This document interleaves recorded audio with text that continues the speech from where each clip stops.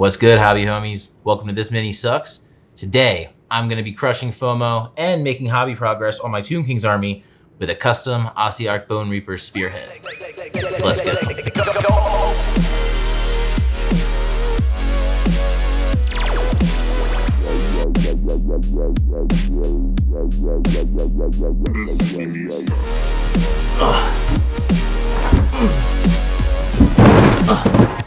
These are my Fomo boxes from the past couple of years. Let's go through all of them, see how many are painted, and see how many games I've gotten in with each of them. Age of Sigmar Warcry Catacombs. 0. Warhammer 40k Kill Team Octarius. 1. Warhammer Age of Sigmar 3rd Edition Dominion. 0. Warhammer Quest Cursed City. 0. Warhammer Quest Blackstone Fortress. 0. Whoa, god, this is going bad. Star Wars Legion. 1. Marvel Crisis Protocol. 1.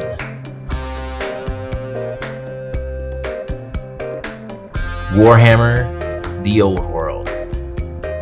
2. So yeah, not great. 5 games total played across 8 different boxes. It's cliche at this point, but I really do think the idea of playing some of these games is more fun to me than actually playing them. But that's not entirely true. I really do have fun playing these games. I mean, you get to cast cool spells. Light of Death. It's a 36-inch range magic missile spell. Yeah, I should try and get some damage on the first turn, right? Goes off on a 7. That's a 7. You guys have to make a leadership test. Yep. Okay. Leadership test of 9. They're undivided. I'll get to re-roll it. Pass. Test is passed. It suffers D3 strength, 3 hits with AP -1. So we'll see how many hits they're taking. Yep. 1. 1 strength, 3 hit. First blood. Some really goofy shit can happen. Misfire. Misfire. So then we roll on the stone thrower misfire table. It's a D6. If this catapult just blows up on turn 1, I'm gonna be so salty. Oh my god. 2. Malfunction. One of the crew has been caught in the firing mechanism. You idiot. This problem can be fixed, but only by partly dismantling the weapon, the crew member, or both.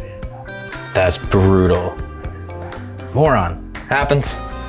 There can be some epic final showdowns.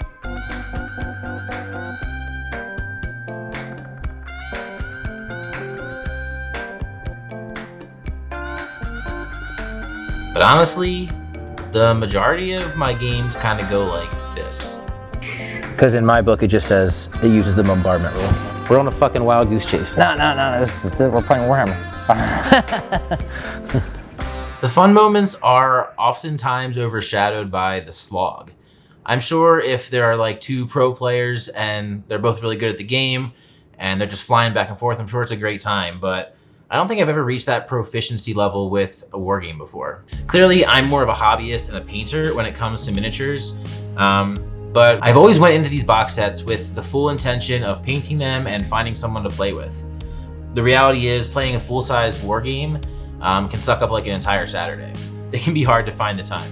But Spearhead seems like the exact size of a game that I can wrap my head around. It seems like it might slot better into like my weekly nerd nights where we're used to the pacing of a game taking around 45 minutes to an hour, something like Magic or Flesh and Blood, as opposed to like the 5-hour games of the old world that you spend most of your time in a book rather than rolling dice. Maybe this is it. The game that will let me live the dream and finally convert my non-wargaming friends into mini painters and finally get some games in with the boys. But realistically, I can't afford to drop $250 on another box of plastic, not in this economy anyway. So instead, I'm gonna join in on the fun by crafting a custom counts as Ossiarch Bonereaper Spearhead and trying to build out the rest of the tools for free at home. If you're like me and you've been involved with the hobby for a while, you probably have a few armies in various states of completion. Maybe you even already have some Spearhead-sized game boards, and I'm sure you have some dice. If that's the case, you might have everything you need to jump into Spearhead for free. This is my Tomb King's army. I figured I could find an analog in Age of Sigmar to run them as. I have a nice variety of units, so I'm sure I have enough to pull a Spearhead together. After looking at the options, I zeroed in on the Ossiarch Bonereapers. It really just came down to which models I thought would be the closest to what I had, and they seemed like a good fit. I had the 20 Mortec guard covered. I wanted to use my Kitbash Tomb Guard for these, but I only had 10, so if I end up liking Spearhead, that gives me another reason to Kitbash 10 more of them. But for now, these 20 Skeleton Warriors will do just fine. The 5 Cavalos Death Riders will be represented by my Skeleton Riders. And I could run my Bone Giant as the Gothizar Harvester. The only thing I was missing was a decent Mortis and Soul Reaper proxy. I had a few characters painted up, but none of them really fit the bill. I had been eyeing up the Lich Priest and Cat Familiar minis since I bought my Old World box, and with some light kitbashing, they would be perfect. I built the Monarch on foot model and gave him a Lich Priest head. I got him ready for priming and snipped out the little cat as well. I had big plans for her. I got them on square bases and chucked them in my texture bin. This has a variety of rocks and sand that, when all mixed together, looks like pretty natural ground cover. I gave them a quick prime and was ready to start painting.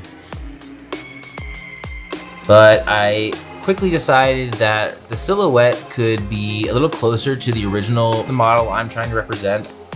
So I grabbed the top of the staff from an abandoned Ark in the Black Kitbash and attached it to my Lich Priest staff. All right, time for a painting montage.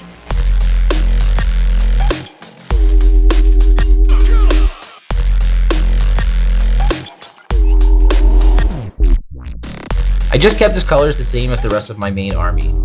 Turquoise and reds for the ceramic tiles, gold for the armor, purple, jade, and beige for the fabrics, and a nice sickly skin tone for my little green ghoul here. Son of a bitch. What are you talking about now? Funny little green ghouls. What?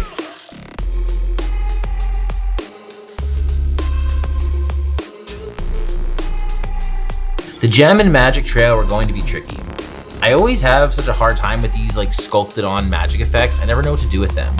My first try was bad. The pink gem looked alright, I guess, it was just a base coat, but the wash over the magic trail was not working. My friend Nick over at CC Minis recommended going for a gradient of light to dark, so I tried that in green, and it was already looking much better, so feeling good about that, I headed into final highlights.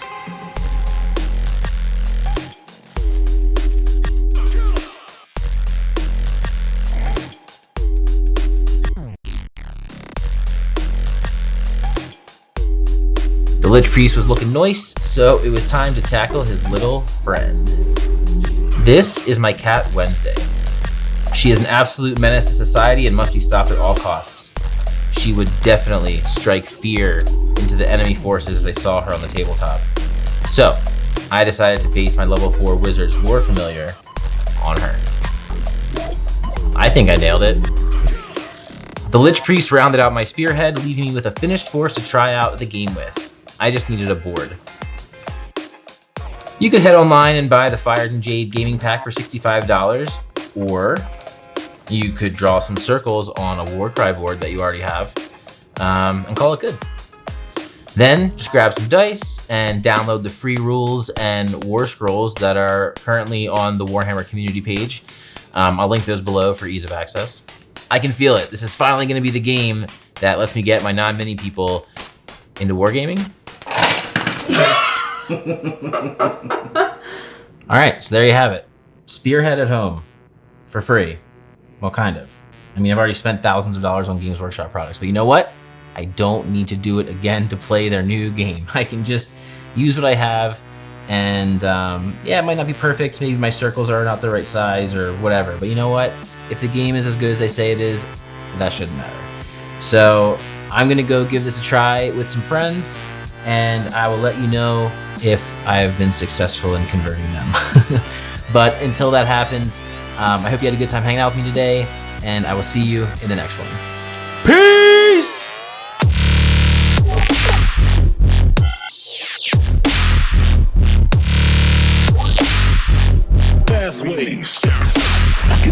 What up, hobby homies? Welcome back to the channel.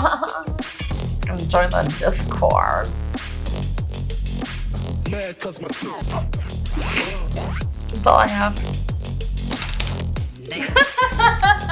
So you don't want to play? No.